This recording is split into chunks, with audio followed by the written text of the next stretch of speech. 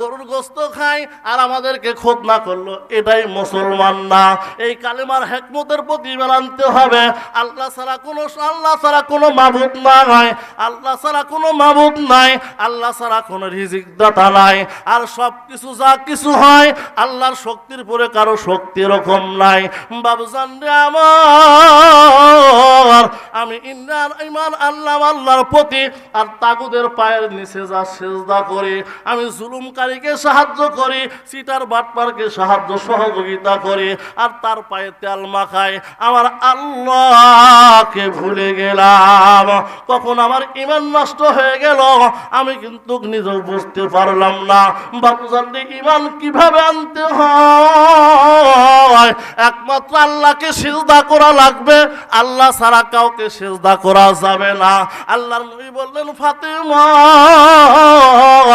আল্লাহকে ছাড়া যদি কাউকে সিজদা করা যেত, মাগো স্ত্রী তার স্বামীকে করতে পারত। আল্লাহর হাবিব বলতেছে, আল্লাহ ছাড়া কাউকে সিজদা করা যাবে না, আল্লাহ ছাড়া কারো কাছে মাথা নত করা যাবে না, কোনো মাজারে গিয়ে মাথা নত করা যাবে না, কোনো ওস্তাদের কাছে গিয়ে মাথা নত করা যাবে না, কোনো পীরের কাছে গিয়ে মাথা নত করা যাবে না। এক আল্লাহ ছাড়া কাউকে সিজদা করা জায়েজ হবে না।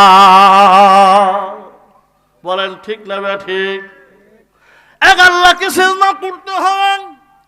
ইন্নাল্লাযীনা ক্বালু রাব্বুনাল্লাহ, আল্লাহ রাব্বুল আলামিন পবিত্র কোরআনুল কারীমের ৪১ নম্বর সূরা হামিম সিজদার ৩০ নম্বর আয়াতে কারিমার